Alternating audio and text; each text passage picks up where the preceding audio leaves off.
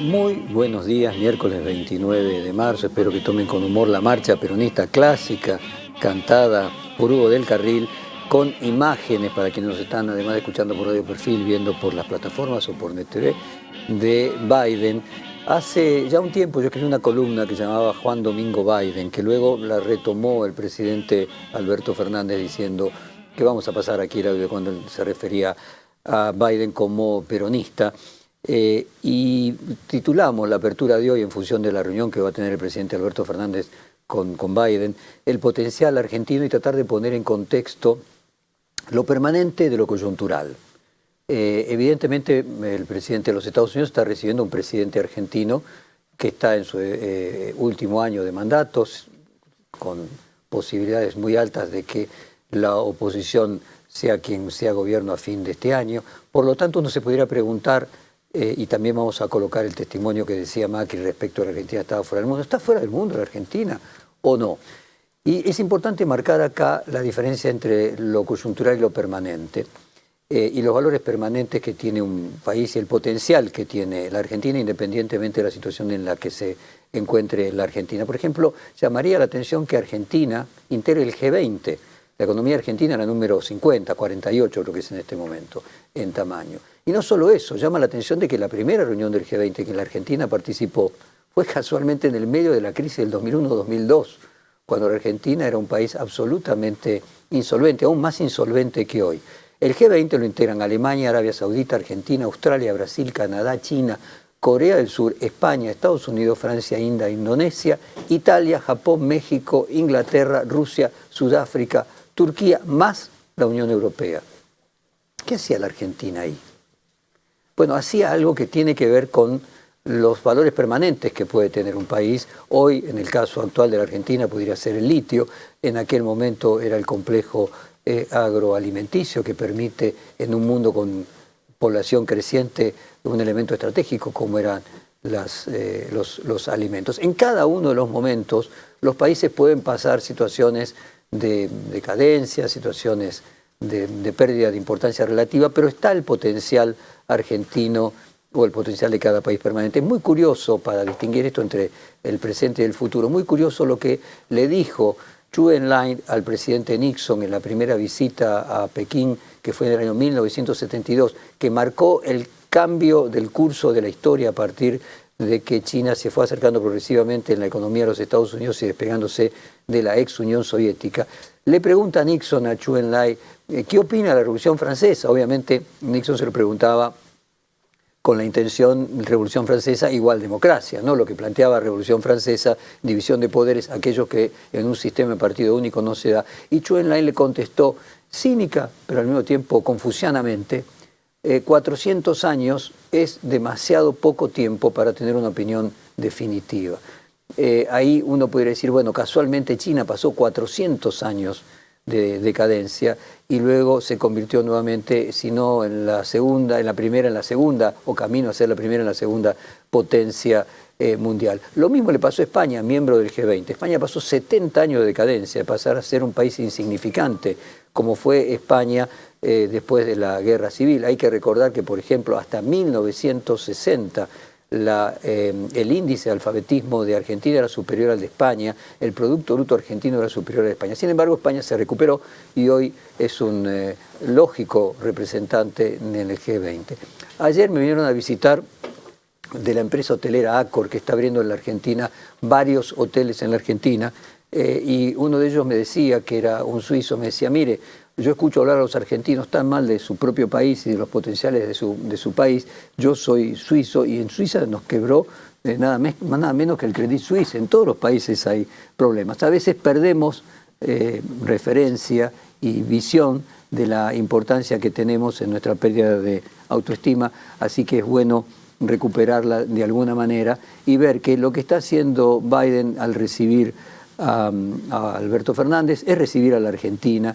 Lo han hecho todos los presidentes de los Estados Unidos. Alfonsín estuvo con Reagan, Menem estuvo con Bush padre y con Clinton, el propio de la Rúa estuvo con Clinton y hasta con Bush hijo, Kirchner con Bush hijo, o Cristina con Obama, Macri también con Obama y luego con Trump. O sea, es la Argentina la que está siendo recibida. Eso no quita de que haya también un sesgo por parte del presidente Biden y los demócratas más cercano al peronismo. Vamos a hacer un repaso de eso, pero primero vamos a escuchar al expresidente Macri diciendo Argentina está aislada del mundo y sola. Queridos argentinos, comparto con todos ustedes la certeza de que la Argentina actual está en un estado difícil de reconocer. Estamos a la deriva, sin conducción, aislados del mundo, solos. Y luego estábamos en el centro del mundo. No es que estábamos en el centro del mundo, acá venía lo del Papa, si la periferia es el centro. Estamos y vamos a estar más o menos en un determinado lugar porque los países nos cambian su importancia relativa porque cambia un gobierno. Los gobiernos son coyunturales, los países son estructuras permanentes. Escuchemos este segundo audio cortito de Macri. Lo que nos va a costar llegar a estar de vuelta como en agosto del 19, ¿no? Porque ese día, a la mañana de esa elección, la Argentina estaba cerca del 1% mensual de inflación, crecía hace 3 meses, exportábamos energía, teníamos reservas en el Banco Central. El dólar estaba 43. Estábamos en el centro del mundo, todo el mundo estaba acá apoyándonos, acababa de irse el G20, dándonos una centralidad única. Bueno, esa centralidad única no es ni patrimonio de un gobierno ni de un partido político, es parte de una historia permanente que, como acabamos de relatar, creo que quedó bien patentizada en esa frase de Zhou Enlai, demasiado poco tiempo para opinar sobre la Revolución Francesa. Los países tienen una importancia permanente más allá de los gobiernos y las coyunturas que pasen. Sí vale la pena repasar cuánta afinidad real política puede haber entre el gobierno demócrata y un gobierno peronista en la Argentina y específicamente entre el caso de Joe Biden, católico además, seguidor del Papa Francisco, y las ideas de Perón. Como yo conté al comienzo, había escrito una columna donde lo llamé Juan Domingo Biden, luego esto lo tomó el presidente Fernández. Escuchemos al presidente Fernández citar eso. Yo me acuerdo no hace mucho tiempo atrás cuando las tapas de los diarios argentinos celebraban que Amazon no dejaba sindicalizar a sus trabajadores. Y ayer Juan Domingo Biden llamó a la sindicalización como una forma de promover los derechos sociales en los Estados Unidos. Y ayer también, o antes de ayer, no me acuerdo cuándo fue que habló Biden, en su discurso de inauguración, discurso formidable, llamó a cuidarse en la pandemia, como lo hizo cuando era opositor y gobernaba Estados Unidos alguien que decía que había que dar libertad y que todo siguiera como si nada pasara. Llamó a promover el mayor programa de empleo de la historia de los Estados Unidos. ¿Y cómo lo hace? Con más recursos, pero del mismo modo que nosotros, promoviendo obra pública. Bueno, esto fue los 100 días del gobierno de Biden, los famosos 100 días en Estados Unidos de los gobiernos norteamericanos, que esto viene del New Deal. Y vamos a hacer un repaso de las evidencias o de los argumentos que podrían permitir sostener cierto grado de empatía entre las políticas del Partido Demócrata y algunas de las políticas del peronismo, que nuevamente no necesariamente hay que asimilarlo al kirchnerismo. Vamos a comenzar primero con Biden. Enviamos cheques de $1.400 a millones de hogares. ¿Qué más hemos hecho en esos 100 días? Mantuvimos nuestro compromiso, demócratas y republicanos, de enviar cheques de $1.400 a millones de hogares. Ya hemos enviado más de 160 millones de cheques. Eso está haciendo una diferencia. ¿Ustedes lo saben cuando van a casa? Para muchas personas está haciendo toda la diferencia en el mundo. La madre soltera en Texas que me escribió me dijo que no podía trabajar, pero dijo, el cheque de estímulo puso comida en la mesa y la salvó a ella y a su hijo de que fueran sacados de su apartamento. Una abuela en Virginia me dijo, inmediatamente llevó a su abuela al oculista, algo que dijo que no había hecho durante meses porque no tenía el dinero. Una de las imágenes que definan más esta crisis los autos que están en cola, los autos durante kilómetros. Y no son personas, estamos hablando de autos buenos, que están en una cola de kilómetros, esperando por una caja de alimentos para que lo pongan en la cajuela del auto. Yo no sé ustedes, pero yo creí que nunca iba a haber esto en nuestro país. Y todo esto por algo que ellos no tienen la culpa. No, ellos no tienen culpa por esta situación. Por eso es que el paquete de rescate está entregando alimentos a los estadounidenses que enfrentan el hambre. Luego Biden, aquí hablando de los sindicatos, lo que había citado en su momento Alberto Fernández, que era que hay buenos hombres en Wall Street, pero ellos no forjaron la clase media la formaron los sindicatos. Escuchemos este segundo testimonio a los 100 días del gobierno del actual presidente Biden. Hay buenos hombres y mujeres en Wall Street, pero ellos no crearon este país, fue la clase media. Y los sindicatos forjaron la clase media. Y por eso es que le pido al Congreso que apruebe el proyecto, que lo envíen a mi escritorio para que podamos respaldar el derecho a formar sindicatos. Y por cierto, cuando piensan hablar de las cosas, de enviar cosas a mi escritorio, incrementemos el salario mínimo a $15 la hora. Nadie que trabaja 40 horas a la semana, nadie que trabaja 40 horas a la semana debe vivir bajo la línea de pobreza. Tenemos que garantizar más equidad, oportunidad a las mujeres. Entonces, que hagamos la paga igualitaria para las mujeres. Bueno, parece un discurso claramente peronista. Vamos ahora a Biden hablando del plan de familia que van a ayudar a reducir la pobreza infantil a la mitad. El plan de familias finalmente va a dar hasta 12 semanas de permiso remunerado familiar y médico. Somos uno de los pocos países del mundo industrializado. Nadie tiene que escoger entre un empleo y el salario o cuidar a ellos o a un ser querido, a un esposo, a una esposa, a un hijo. Y en cuarto lugar, el plan de familias pone dinero directamente en los bolsillos de millones de estadounidenses. En marzo, expandimos un crédito tributario por cada hijo en la familia.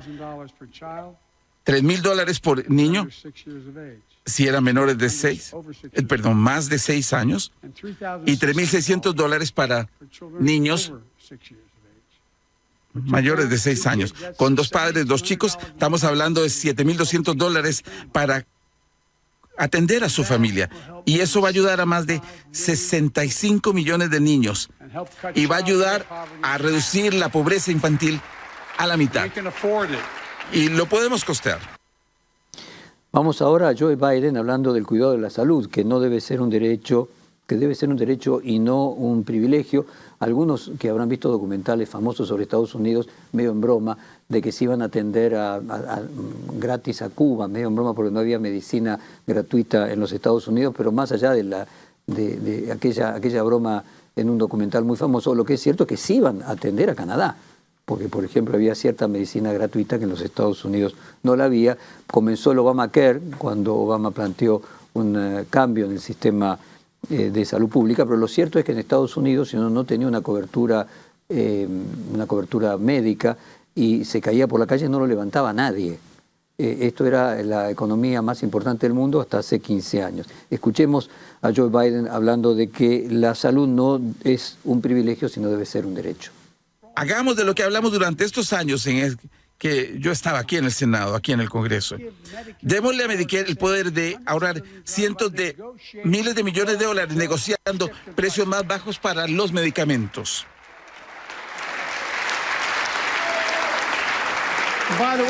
Y por cierto, Eso no va a ayudar simplemente a las personas en el programa de Medicare.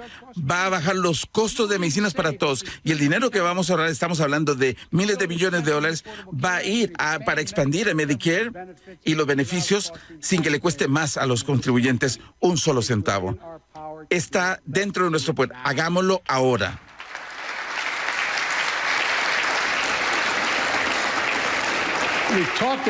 Hemos hablado mucho, tanto demócratas como republicanos. Hagámoslo este año.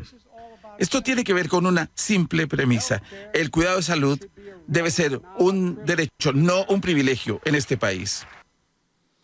Y el último de los testimonios que hemos elegido de este Joe Biden peronista es en el que dice: es hora de que las empresas de los Estados Unidos y el 1% de los más ricos empiecen a pagar lo que les corresponde. Se refería a aumentos de la presión impositiva. Escuchemos a Joe Biden.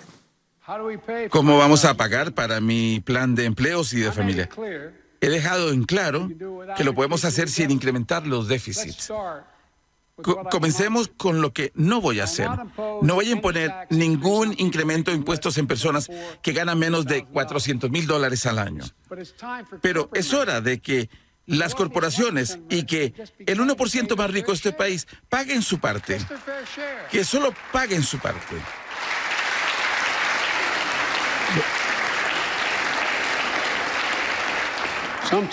Algunas veces tengo discusiones con mis amigos en el Partido Demócrata. Creo que uno puede convertirse en millonario, pero paguen lo justo. Estudios recientes muestran que 55 de las corporaciones más grandes de nuestro país pagan $0 en impuestos federales el año pasado. Esas 55 corporaciones ganaron más de $40,000 millones en ganancias. Bueno, a ver, repaso. El 1% más rico tiene que pagar más, las empresas que tienen ganancias tienen que pagar más, la salud pública debe ser un derecho y no un privilegio, un plan de familias para reducir la pobreza infantil, hay que fortalecer los sindicatos. En Wall Street podrá haber gente buena, pero la clase media le hicieron los sindicatos, y se refería a durante la pandemia enviamos $1.400 a 160 millones de personas en cheques del Estado. En síntesis, como se verá, nada muy distinto de lo que ha propuesto a lo largo de su historia el peronismo en la Argentina y recientemente. Por eso el Biden peronista, el Juan Domingo Biden, que es un chiste, pero no deja de tener algún punto de contacto con la realidad. Así que vamos a cerrar esta apertura de hoy, previa a la reunión del presidente norteamericano con el presidente argentino, con la marcha peronista de Hugo del Carril.